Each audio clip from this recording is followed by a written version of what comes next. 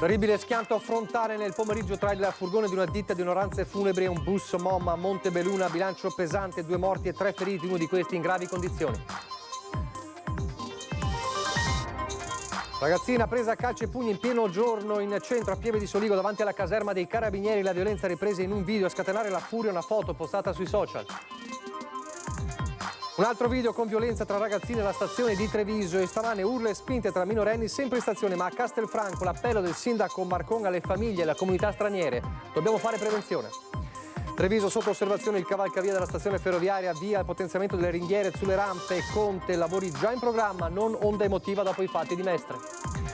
Bacino di laminazione sulle grave del Piave, continuano le proteste dei sindaci, ma dalla regione l'assessore Bottacin va avanti, si deve fare, dice. Nel pomeriggio l'inaugurazione dei campi di pickleball al Panatta Racket Club di Treviso, il campione romano in coppia con Paolo Bertolucci sfida in doppio le regine del tennis italiano. Sta per concludere a Iese la settimana di pellegrinaggio alle spoglie mortali di Pio X e domani in diretta dalle 15 su Antenna 3 vi racconteremo il saluto della comunità con la messa solenne presieduta dal cardinale Pietro Parolin. Telespettatori di Antenna 3, buonasera e ben ritrovati. Il telegiornale di Treviso e dunque la cronaca di un altro terribile incidente, ancora purtroppo un autobus coinvolto in questa tragedia che ha visto 2 persone perdere la vita e ci sono 3 feriti di cui uno grave. Torniamo a collegarci come abbiamo fatto nel telegiornale del Veneto con il nostro Cristian Arboit insieme ad Alberto Pivetta. Siamo a Montebelluna. Cristian. Sì, Nicola, buonasera di nuovo. Ci troviamo per l'esattezza sulla strada provinciale che collega Montebelluna a Caerano di San Marco, all'altezza del distributore Eni di Zanatta Vetro. È qui che si è consumata l'ennesima tragedia sulle strade della Marca poco prima delle 16, poco prima delle 4 del pomeriggio. Uno scontro frontale tra un furgoncino, all'interno 3 persone, 2 decedute, e un autobus della MOM. Vi mostro velocemente la dinamica. Il pullman stava percorrendo questa strada da Caerano di San Marco in direzione Montebelluna, mentre il furgoncino procedeva sull'opposta corsia, quindi nell'opposta direzione di marcia. Probabilmente uno sbandamento, c'è chi dice un sorpasso, ma a quanto pare uno sbandamento, forse dovuto a una distrazione, a un malore, ha portato appunto il furgoncino a invadere la corsia e a scontrarsi lateralmente di fatto con il pullman della MOM.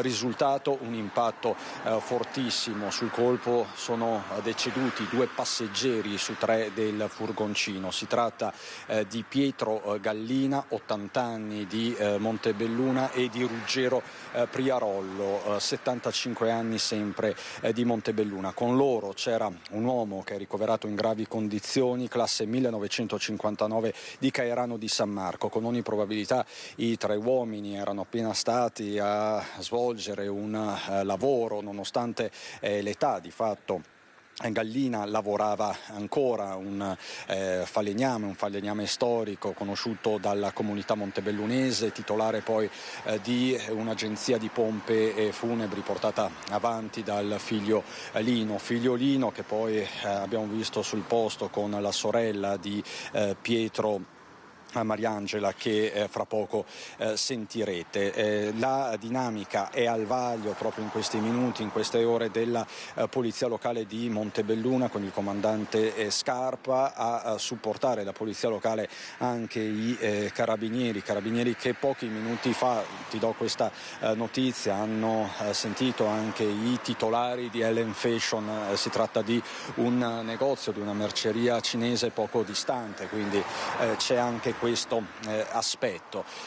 Sul pullman viaggiavano 7 persone, compreso il conducente che è stato portato all'ospedale in stato di shock, moglianese di 42 anni. C'è anche tra i feriti una 25enne che viaggiava sul bus di Caerano San Marco. Gli altri non hanno avuto necessità di cure, c'è chi è stato medicato sul posto, ma appunto fortunatamente nulla di grave. Se sei d'accordo, Nicola, ti farei sentire adesso due testimonianze. La prima di una signora che parla di un sorpasso azzardato, ma appunto è una delle tante ipotesi. In realtà si parla soprattutto di una distrazione in questi minuti, e poi anche le parole della sorella di Gallina.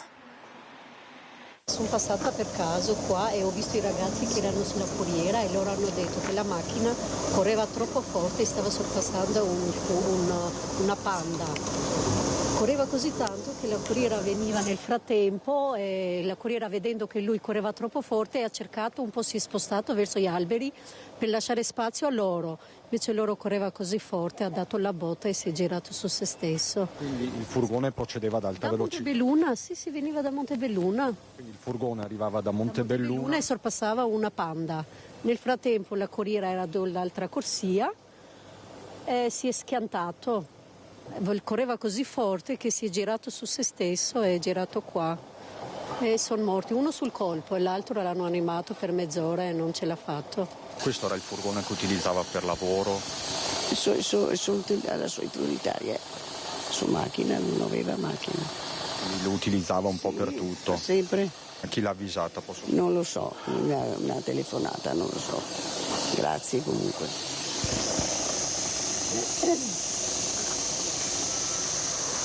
Questo lo strazio della sorella di Pietro Gallina. Resta il fatto che si tratta dell'ennesima strage sulle strade della Marca trevigiana. Ormai, Nicola, siamo oltre la 50ª vittima dall'inizio del 2023. Ti ricordo quindi la dinamica, questo scontro frontale alle mie spalle, quello il luogo dell'impatto, dove sono entrati in collisione il furgoncino che procedeva per l'appunto in direzione Cairano di San Marco e il pullman che invece procedeva nella direzione opposta verso Montebelluna.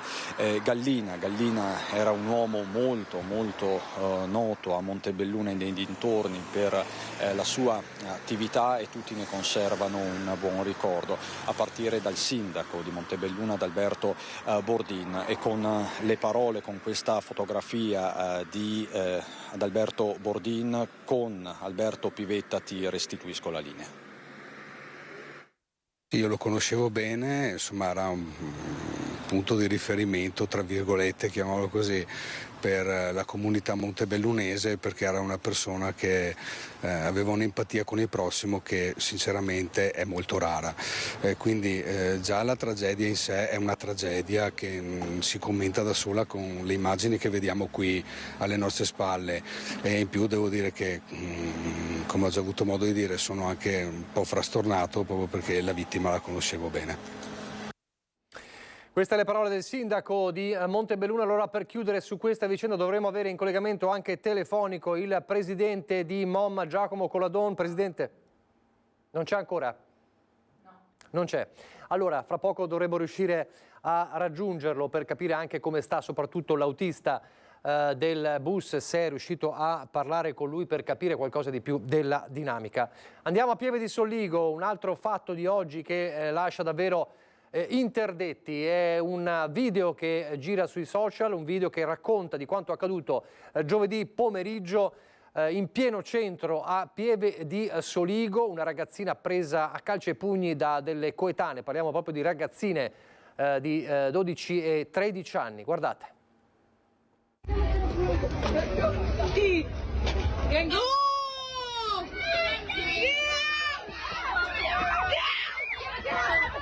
Una ragazzina allunga la mano verso il campanello della caserma dei carabinieri di Pieve di Soligo, altre le sono attorno e c'è chi riprende la scena con lo smartphone. Quando sta per suonare, quando è chiaro che intenda davvero parlare con i militari, viene violentemente strattonata via, presa per i capelli, schiaffeggiata, infine scaraventata a terra, dove i colpi alla testa continuano, poi il fuggi-fuggi.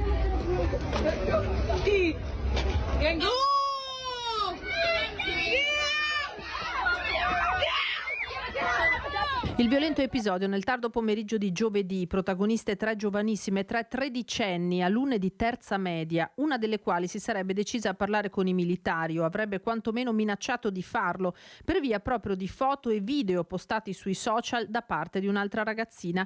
Altre 5-6 coetanee hanno assistito alla scena. Del caso si stanno occupando proprio i carabinieri, che stanno svolgendo tutti gli approfondimenti del caso. Prontamente sono state identificate le responsabili di questo gesto e credo stiano procedendo poi per i vari livelli le reciproche denunce. C'è questo video, ci sono le immagini poi del circuito della caserma, quindi il fatto di per sé ha tutta la sua chiarezza e evidenza. La tredicenne picchiata ha dovuto ricorrere alle cure del pronto soccorso per un trauma cranico e le escoriazioni a un ginocchio. Il video del pestaggio è subito circolato tra i ragazzi. Da quello che so anche le famiglie sono state invitate già in caserma, però su questo bisogna attendere un po' la relazione che faranno i carabinieri nei prossimi giorni. Incontrerò sicuramente, non appena ci sarà stata chiarezza sui fatti, sicuramente la ragazza che è stata picchiata. Poi credo che nei confronti di chi si è reso protagonista di questo fatto vadano assunti dei provvedimenti e vedremo quali l'autorità giudiziaria deciderà. Ma non solo a Pieve di Soligo, a Castelfranco spinte e urla tra ragazzi, ragazzini, minorenni in stazione. Sono intervenuti i carabinieri sempre a Castelfranco, quasi contemporaneamente anche una violenta zuffa in strada tra trentenni. E c'è un altro video come questo alle stazioni delle Corriere di Mom, sempre una violenza tra ragazzine. Insomma, davvero un tema spinoso questo. 8:15 del mattino, stazione delle Corriere di Castelfranco Veneto. Alla centrale del 112 viene segnalata una lite tra ragazzi, urla, spinte. Una decina i giovanissimi tra i 14 e i 19 anni coinvolti e identificati da 3 pattuglie dell'Arma immediatamente arrivate sul posto. 4 di loro rischiano ora un provvedimento amministrativo, un DASPO urbano di allontanamento dalla stazione che li costringerebbe per un lungo periodo a rinunciare al trasporto pubblico. Non solo ragazzi di Castelfranco, ma studenti provenienti da tutta l'area della Castellana diretti alle scuole superiori della città. Tensione, trambusto, ma nessuno si è fatto male, tanto che tra i ragazzi che più tardi, verso le 13, tornano ad affollare le piazzole di via Podgora, gira voce che si sia trattato di un gioco scambiato per una zuffa. Mi hanno detto che 2 amici che nessuno conosce, questi 2 qua si sono solo visti ma nessuno sa chi siano, stavano giocando a fare sparring ma erano amici, cioè non hanno fatto niente, e uno ha pensato male che si stessero picchiando, hanno chiamato la polizia. Chiunque sia stato un po' scemo, insomma, qua è normale che qualcuno possa pensare male, assolutamente non stavano facendo niente di grave. Episodio che segue di poche ore una rissa vera e propria, ripresa in un video subito postato nei social in un'altra stazione delle Corriere, quella di Lungo Sile Mattei a Treviso, dove si vedono delle ragazze, in questo caso, scambiarsi insulti, minacce e poi passare a schiaffi, pugni, calci.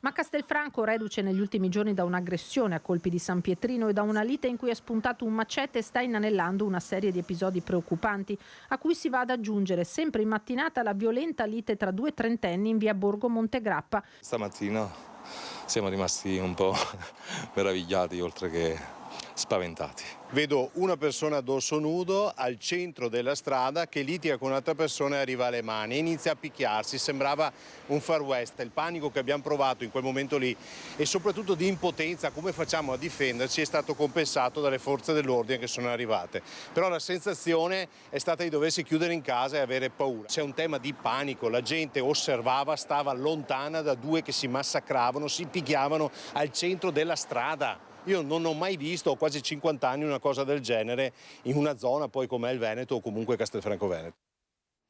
Quasi tutti stranieri o italiani di seconda generazione i ragazzi coinvolti nell'episodio in stazione delle Corriere a Castelfranco. Il sindaco Marcon lancia un appello proprio alle comunità straniere. Sentite. Mi sono fatto l'idea che questi giovani non abbiano perso di vista quel che è il rispetto che bisogna avere nei confronti delle persone e degli ambienti frequentati dalla comunità. Siamo riusciti ad intervenire grazie alla professionalità, al lavoro di rete che c'è tra le forze di polizia. Come vedete qui ci sono i carabinieri oggi, sono intervenuti stamattina.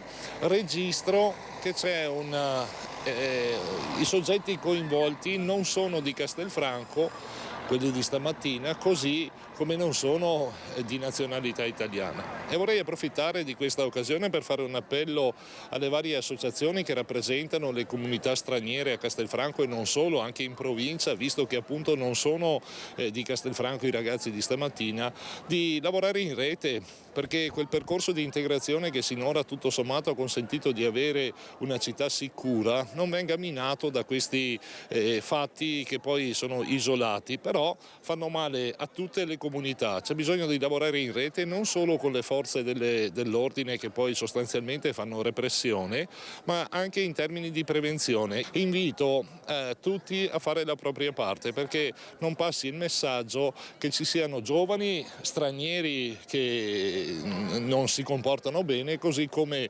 comunità che non accolgono o che diventino magari in qualche modo intolleranti. Pochi istanti di pubblicità, poi di nuovo in diretta. Fra poco andremo al Panatta Racquet Club, dove troveremo proprio Adriano Panatta. A pochissimo.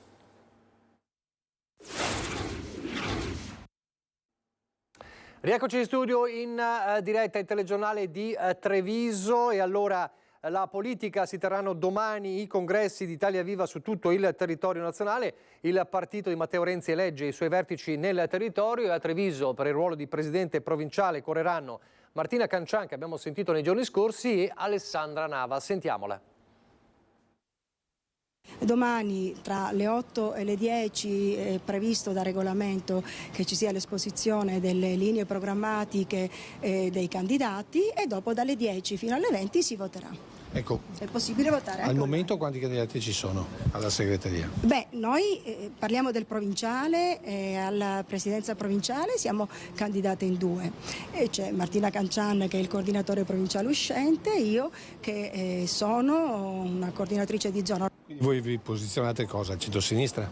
Beh, noi ci posizioniamo intanto al centro, come Matteo Renzi ha ricordato, e lo fa anche per la campagna elettorale delle europee. Poi noi ci posizioniamo, diciamo, dalla parte dei cittadini, e quindi cerchiamo di essere un riferimento sia a destra che a sinistra. Ma guardi, il riferimento deve essere ai valori, deve essere a quello che noi possiamo offrire come risposta alle esigenze dei cittadini, che poi sia di destra o di sinistra conta poco, figurarsi nei territori. Dobbiamo essere quelli che riescono a captare, intercettare e dare risposte.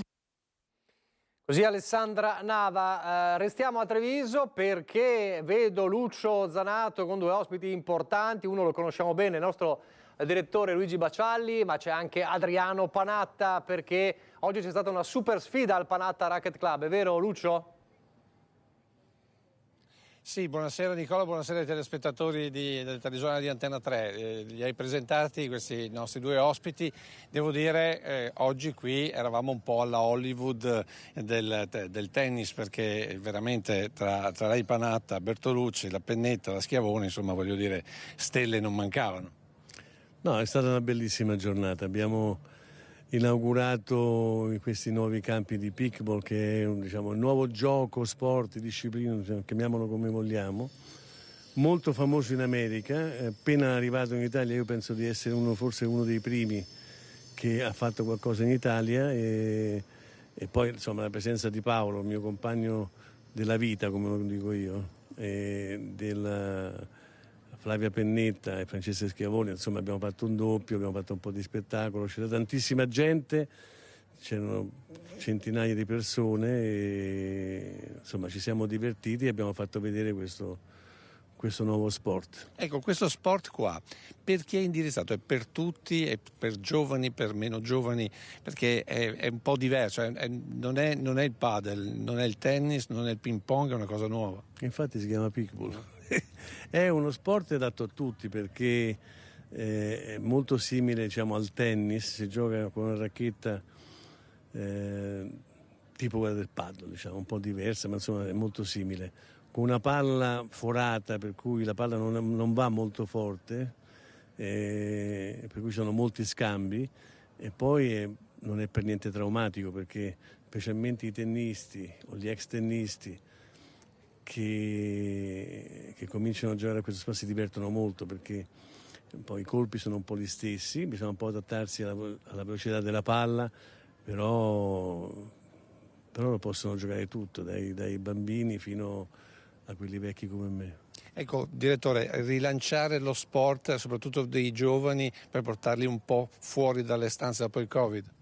Ma guarda, Adriano Panatta a Treviso è veramente un volano non solo sportivo, ma proprio di entusiasmo, no? Tra i giovani e non solo, perché l'Adriano Panatta Rugby Club ha avuto un successo enorme, ci sono tantissime iniziative, quindi un grande campione che si è trasferito in Veneto da lustro a questa regione, ed è un esempio per tutti, per quello che ha fatto, per la carriera che ha avuto e che continua ad avere come imprenditore, perché poi si passa spesso dallo sport all'impresa, ma molto spesso senza grandi risultati. Invece a Treviso abbiamo visto fin dagli inizi che Panatta ha dato una spinta, anche un po' una sveglia a una città che a volte si lascia un po' andare. Allora è stata veramente un'impresa qui? Sì, poi io ho fatto una scelta importante secondo me, cioè io non faccio soci, cioè qui può venire chiunque, anche a prendere un caffè nella clubhouse e leggersi il giornale, oppure giocare a tennis, a paddle, a pickleball, va in palestra, c'è la spa, c'è la piscina, c'è tutto, c'è un ristorante dove si mangia tutto molto bene, si mangia molto bene da noi, per cui chiunque può venire qua. Tornare insomma all'aggregazione. No, questo lo voglio spiegare, no? Perché normalmente ci sono i soci, no? in un club che pagano una quota annua, eccetera, eccetera. Io questa scelta non ho voluta fare, anche perché io sono nato e cresciuto in un club di tennis, un circolo di tennis, e invece secondo me deve essere aperto a tutti, e poi uno viene qua e fa quello che vuole, no? Per cui, e fino ad oggi mi ha dato ragione, perché abbiamo avuto 8-9 mila già persone che sono venute qui a usufruire dei nostri servizi, e questo credo che sia importante, cioè bisogna aprire alla gente, non chiudere la gente. Ecco, di queste persone quanti giovani si stanno avvicinando, stanno tornando ad esempio al tennis? Ma tanti, noi abbiamo adesso la scuola tennis che abbiamo raddoppiato praticamente gli iscritti ai corsi di tennis, abbiamo avuto un boom di iscritti come anche corsi adulti, per cui i corsi adulti sia di tennis che di paddle,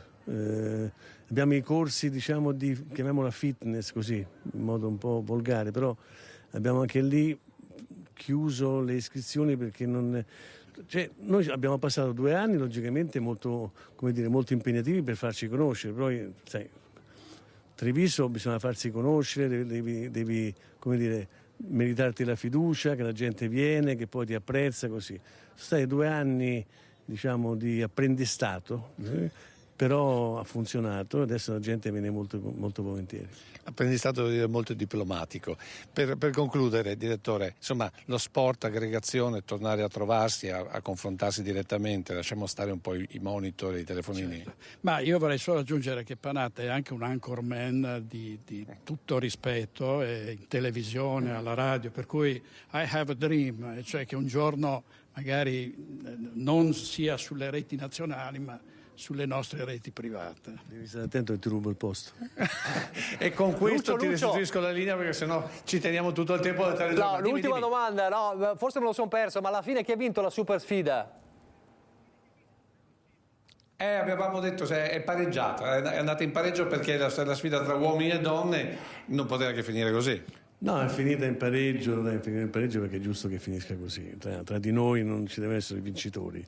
Quelli i 4 che erano in campo sono stati tutti e 4 dei ottimi giocatori e giocatrici, per cui va bene. Però, quello che diceva il direttore, qui adesso cominceremo, è vero direttore, una collaborazione. Assolutamente. Una collaborazione, vediamo, adesso ne parleremo stasera dopo il quarto spritz, vediamo cosa combiniamo. Ah beh ragazzi, dobbiamo rilassarci. Ti restituisco la linea perché hai già capito come va a finire. Grazie Lucio. Se so rose fioriranno. Va bene, grazie a Lucio Zanato, Adriano Panatta e al direttore Luigi Baccialli. Torniamo a Treviso per parlare del potenziamento delle ringhiere, delle rampe del cavalcavia della stazione ferroviaria sotto osservazione. Conte però dice lavori già in programma, non è un'onda emotiva dopo i fatti di Mestre. Qui non si aspettano le disgrazie, si lavora compatibilmente con quelle che sono le possibilità di bilancio, ma sempre nel rispetto delle norme. Quindi così come il cavalcavia, così come tutti gli immobili comunali sono perfettamente a norma, l'impegno è costante. Rassicura il sindaco Mario Conte sulla sicurezza del cavalcavia della stazione ferroviaria, lavori previsti da tempo che nulla hanno a che fare con la tragedia che si è compiuta a Mestre.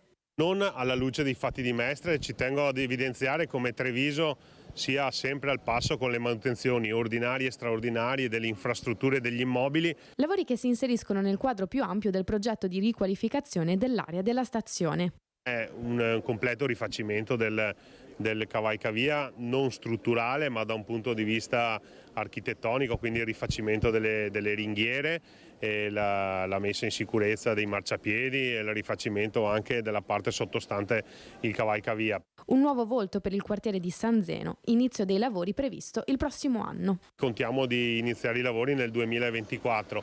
Una parte di queste opere sono finanziate col PNRR, un'altra parte sono cofinanziate da RFI, quindi compatibilmente con quelle che sono le disponibilità, le tempistiche burocratiche, contiamo di iniziare quanto prima. Dal capoluogo alla provincia torniamo a parlare del progetto contestato da 8 sindaci del bacino di laminazione sulle grave del Piave a Ciano del Montello. Continuano le polemiche, ma dalla regione l'assessore Bottacin conferma l'opera dovrà essere comunque fatta per legge, ma soprattutto per la sicurezza dei cittadini. Sentite. Il tema che ci preoccupa particolarmente è quello del Piave, del fiume Piave, dove stiamo realizzando la progettazione del bacino di laminazione nella zona di Ciano, del Montello, però abbiamo un problema perché ci sono 8 amministrazioni comunali che hanno fatto un ricorso al Tribunale Superiore delle Acque Pubbliche. Il Piave è in cima alle preoccupazioni idrauliche della regione. Lo ha ribadito a Milano anche davanti ad ingegneri, architetti, giornalisti e soprattutto sindaci l'assessore Bottacin, che proprio non riesce a convincere il sindaco di Crocetta, Marianella Tormina ed altri 7 primi cittadini sulla necessità di costruire un bacino di laminazione sulle grave di Ciano. E anche durante l'incontro organizzato dai consorzi di bonifica, la regione ha fatto vedere l'impatto ambientale di queste opere come a Trissino nel Vicentino. Questi bacini che vengono sempre versati sono questi che vediamo, questo bacino di Trissino. Quella che vediamo sopra la traversa è la parte a monte ultimata, che di fatto è diventata un'oasi da tutti i punti di vista, ambientali, eccetera. Queste zone umide sappiamo dai ricercatori che sono fondamentali. All'esempio di Caldogno, dove l'area è destinata ad agricoltura, e abbiamo fatto un'oasi naturalistica anche lì, ci sono le scolaresche che ci vanno, ma penso anche il bacino di Montebello, anche lì destinato all'agricoltura esattamente come era prima. Quindi voglio dire, tutta questa ostilità, fra l'altro vorrei ricordare che viene contestato un progetto che non esiste perché lo stiamo facendo adesso. Per questo, anche da questo palco, l'assessore ha spiegato perché il bacino del Piave sarà comunque fatto. Intanto non l'abbiamo deciso noi, ma la pianificazione viene fatta a livello più alto, a livello di autorità di bacino distrettuale, quindi di Ministero. Il Ministero ci ha dato i fondi per fare la progettazione, io mi ero rivolto ai sindaci all'inizio dicendo facciamola insieme, c'è stata la chiusura totale e quindi questo ci obbliga ad andare avanti senza di loro. Non potremmo mai fermarci, a meno che non ci venga detto da un tribunale, perché faremo la stessa fine di quel sindaco che riceve i fondi per sistemare la scuola dal punto di vista sismico, non lo fa, viene il terremoto, muoiono i bambini, vanno a prendere il sindaco. A proposito di ambiente, dopo l'inaugurazione del nuovo impianto per la produzione di biometano di ieri, l'abbiamo raccontato nel nostro telegiornale, a Trevignano, un fine settimana con porte aperte per Contarino, un'iniziativa che si ripete ogni anno con un obiettivo ben preciso. Ecco, perché avete deciso di aprire oggi e domani ai cittadini i vostri impianti? perché ci fa piacere far vedere cosa c'è dietro la persona che ogni giorno va a raccogliere i rifiuti nelle loro case. 2 giorni di porte aperte negli impianti di Lovadina e Trevignano, che sono un vero e proprio viaggio nella gestione dei nostri rifiuti. Una macchina complessa, quella di Contarina, che continua a crescere in uomini e mezzi. Ma il cittadino che viene qui che cosa trova? Capisce cosa c'è dietro la raccolta di tutti i giorni. Un'azienda che ha oltre 700 dipendenti, oltre 600 mezzi, capisce come funzionano, come si muovono e come si chiude il ciclo del rifiuto. Un percorso guidato, adatto a grandi e piccini di un territorio, la destra piava e trevigiana, che si conferma ai vertici nazionali e non solo per la percentuale e qualità del riciclo.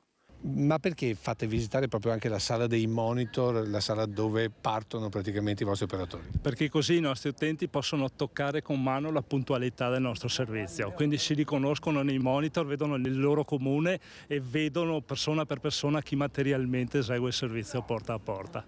E le comitive di cittadini non sono mancate in questa prima giornata di apertura, attente alle spiegazioni e con tanta curiosità. È quando entrano nell'impianto della selezione del vetro, plastica e lattine, perché riescono proprio a capire l'importanza di come differenziare in casa.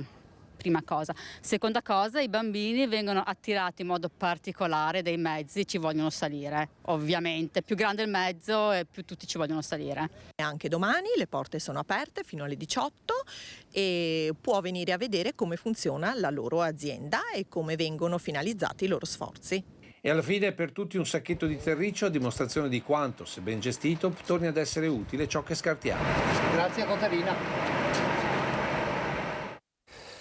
Torniamo e chiudiamo la pagina trevigiana tornando nel capoluogo. Inaugurata questa mattina in Piazza Borsa la stele commemorativa promossa dalla sezione Alpini di Treviso e posizionata nel luogo dove 100 anni fa si trovava l'albergo Stella d'Oro, prima sede della sezione, edificio poi distrutto come sappiamo nel bombardamento del 1944.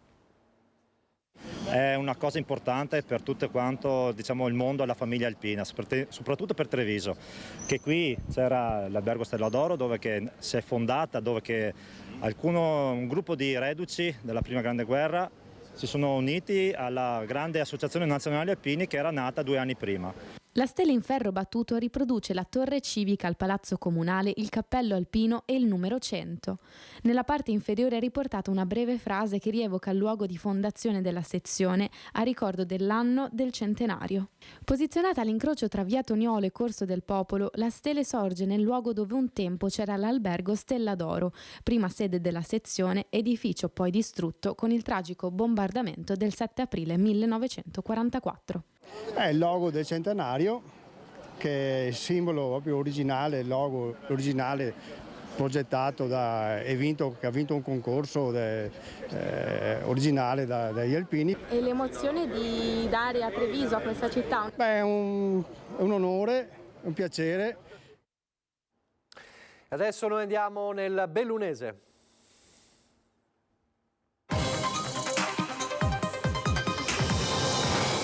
Lunedì a Longarone si recupera la seduta straordinaria del Consiglio regionale dedicata al Vajont, una settimana dalla visita del Capo dello Stato. Lo ricorderete, slittò per la concomitanza poi della tragedia del bus di Mestre. Intanto, visto che parliamo di Vajont, si alzano i toni del no alla diga del Vanoi. La politica bellunese è trasversalmente compatta, se necessario adiremo le vie legali.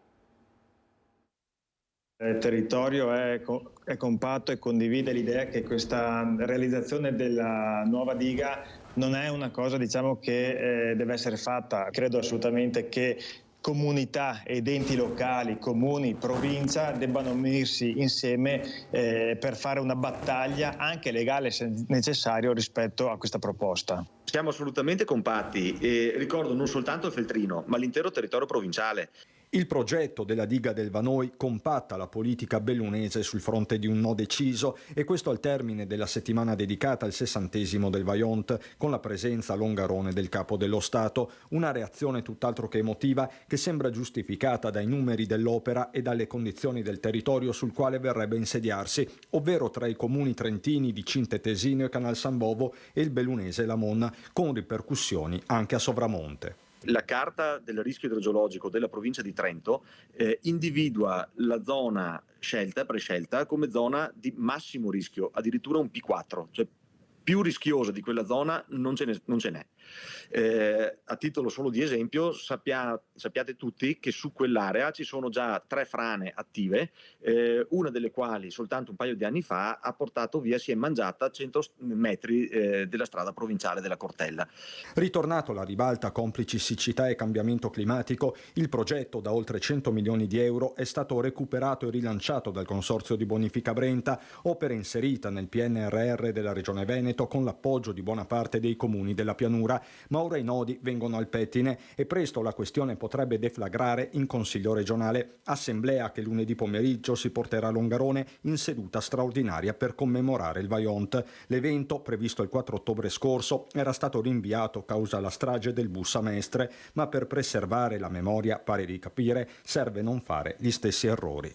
Appunto in un territorio come quello bellunese, dove 60 anni fa si è generata una delle più gravi tragedie che ci sono state nel nostro paese, per cui è assolutamente importante il lavoro di tutti e soprattutto di tutta la comunità che si attivi in maniera, come dire, negativa rispetto alla proposta che è stata portata avanti. A proposito del Vajont, la tragedia del Vajont e l'alluvione in Emilia-Romagna raccontate in un'unica mostra inaugurata ieri sera a Longarone. Da una parte gli scatti della giovane Nicoletta Valla, dall'altra quelli di Beppi Zanfron. È diverso, sono 2 storie diverse, perché da noi sono state distrutte più che altro case e oggetti, ma la disperazione negli occhi delle persone, nei volti delle persone può essere la stessa, e anzi anche qui rivedo le lacrime delle signore che vedevo nella città, in Faenza da me. La disperazione di chi non ha più niente, lo sconforto, la ricostruzione, la tragedia del Vajont e l'alluvione in Romagna sono sì 2 storie diverse, ma con tante affinità e spunti di riflessione comuni. Questo è il fil rouge della mostra che è stata inaugurata al Centro Culturale Parri di Longarone. Da una parte le foto della 25enne faentina Nicoletta Valla, dall'altra quelle del mitico Beppi Zanfron, il fotografo del Vajont. Ritrovarsi una macchina fotografica in mano è un segnale, no? Magari lei non ha avuto un papà fotografo, però ha avuto questa passione di continuare, di documentare.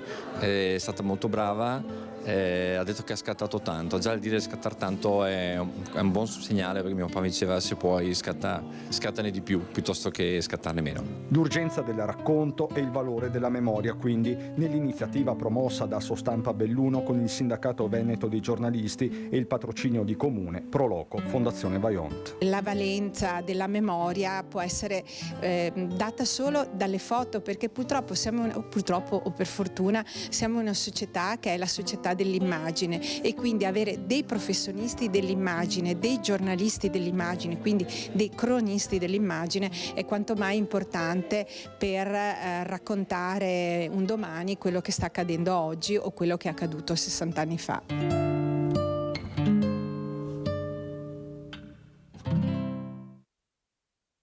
Siamo in chiusura, vi ricordo che si sta per concludere a Riese la settimana di pellegrinaggi dei fedeli alle spoglie mortali di Papa Sarto. Abbiamo visto anche i sindaci e gli amministratori locali in questo pellegrinaggio in questa settimana, e domani in diretta dalle 15 su Antena 3 vi racconteremo il saluto della comunità con la messa solenne presieduta dal cardinale Pietro Parolin, segretario di Stato Vaticano, e concelebrata dai vescovi del Triveneto. Come sapete, poi le spoglie mortali di Pio X andranno a Padova e di lì a Venezia. Domani dalle 15 in diretta la messa, dunque, la messa di saluto a Pio X, alle spoglie di Pio X a Riese, e ve la racconteremo appunto passo dopo passo dalle 15.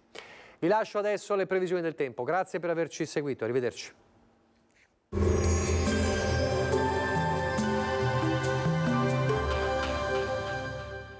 Busti, tutori e protesi di arto personalizzati. Ortopedia e sanitaria Lolato. A Treviso e Montebelluna. Lolato, soluzioni per star bene. Bentrovati al meteo. Nella giornata di domenica 15 ottobre la pressione cede, lasciando libero il passaggio ad una perturbazione. Tempo dinamico e crollo termico. Ma vediamo insieme il dettaglio con l'aiuto della grafica. Sul Veneto sarà a tratti instabile, con estesa nuvolosità, in diradamento poi verso fine giornata. Saranno però probabili precipitazioni inizialmente sparse, con tendenza a divenire diffuse nel corso della giornata. Temperature in calo, come detto, minime sui 10-15 gradi, massime tra 16 e 21 gradi all'incirca. Ci spostiamo ora sul Friuli Venezia Giulia. Il cielo sarà in prevalenza nuvoloso, con piogge a tratti moderate e anche diffuse un po' ovunque. Temperature minime tra 8 e 13 gradi, massime sui 18-20 gradi. Infine diamo uno sguardo alla situazione del Trentino Alto Adige, dove sarà invece più soleggiato, leggera variabilità sui settori più a nord nel corso della giornata. Temperature minime intorno ai 6-8 gradi, massime sui 21-22 all'incirca. Dal meteo è tutto, arrivederci al prossimo aggiornamento.